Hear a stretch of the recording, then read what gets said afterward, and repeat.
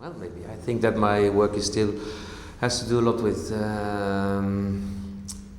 jewelry, which is under the definition of precious jewelry.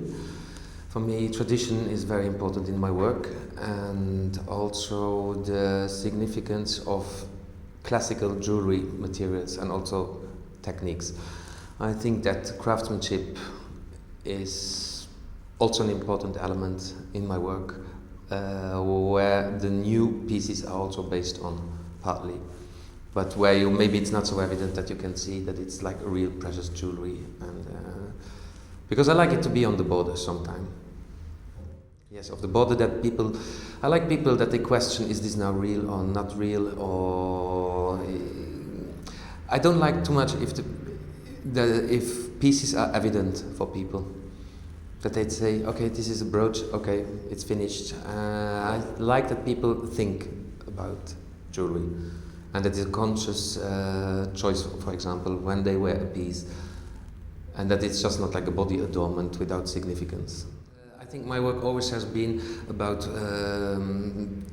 maybe a traditional dictionary of jewelry, maybe in a new combination, in a new language, but for the ingredients of my works are still the same. It's still precious jewelry, it's only hidden under some color.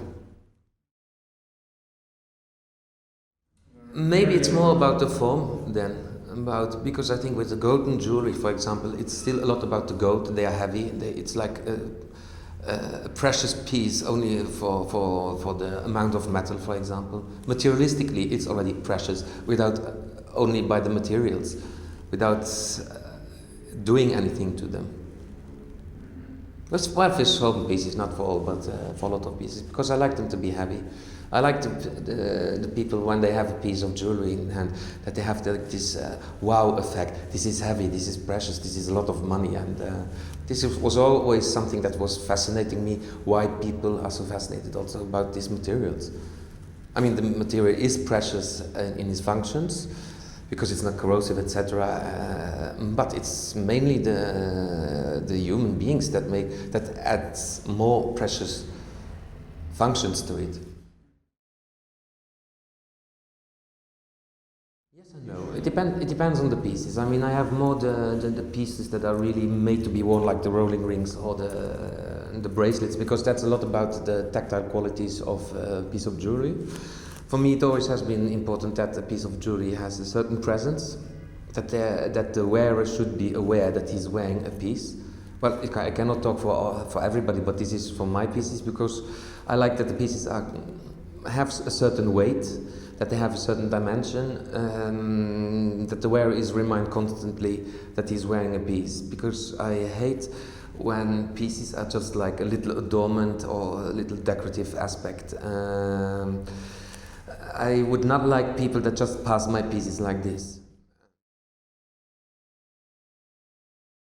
No, I mean, for the recent work, they are not really made to be worn or made to be wearable. This is more about a sculptural object, about certain dimension, and you have to, especially for the latest work with lacquer, when it gets really big, one has to be really careful about the piece, not to scratch it or to break it. But that's also one of the aspects of these pieces, which makes it very precious for me in a certain way, because they're very vulnerable or fragile, and I like the idea that you have to take care about something, to take care of it, because it's precious, because of its meaning, because of its fragility, and it's completely different than, for example, my rolling rings, that after 3 years start to get really, really nice because of the patina, and because they are worn on a daily basis. And some of the work I did not intend to make it to be a wearable piece of jewelry. And I was always questioning from the beginning on in my pieces the wearability about my pieces. If I think now of the project Rings on Body, where the pieces also weight like 1 kilo or 2 kilo of silver, and it's still like precious jewelry.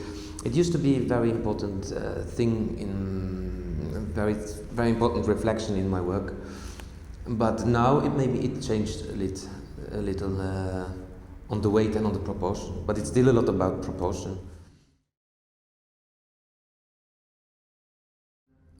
No, I would not consider myself first as a craftsman for the simple reason that I think like an industrial painter is doing the same thing than something that paints on oil on canvas, because what they do is just the same. They just put paint on a support, and they have to watch out that it stays there. I mean, for me, craftsmanship is very important.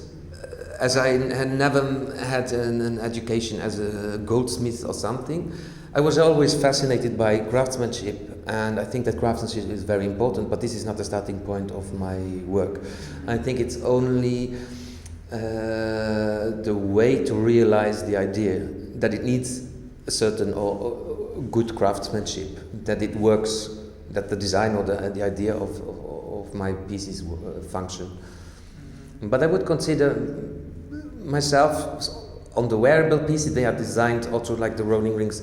They are designed to be worn also and to function. And the other pieces, they are more conceptual. With some pieces, I don't care if they are very wearable or not, because I think it's the same for clothes. You have clothes that you only wear once in your life or 2 times in your life, or not at all. Maybe for me, my background, that was something I was questioning as a child already, as my father was a Dutch immigrant. My mother is half Luxembourgish, half German, but I'm born in Luxembourg, but I did all my studies abroad in Belgium and in London. So I have a lot of family still in Holland, in Germany, in Belgium, and so I was always confronted with many different ways of dealing with things or aspects or ideas, and for me I always have to question my identity a little, where I'm coming from, because I was always the only Luxembourgish student in each school, or the only male student that did jewelry design. So I think that I used to be on a solo trip during many years now. I think also the fact that I'm working alone in my studio since 2001, since I'm back in Luxembourg, also reflects this idea of a solo way of doing it. I don't know if solo way is the right expression. I mean, but I'm working alone for many years now.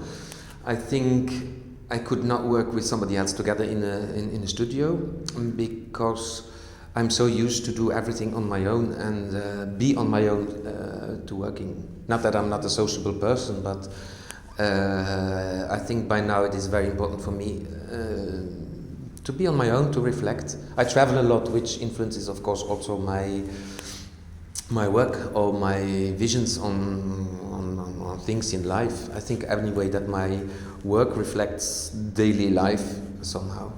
Maybe it's a longing to make life more beautiful. Yes, no, I mean, for me, maybe I cannot. It's difficult to say if there's a Luxembourgish style or not, because I did my education in Antwerp and in London. Maybe in my mentality I have some Dutch influence, I don't know. As a child, surely I had. In my education, definitely. In my childhood, but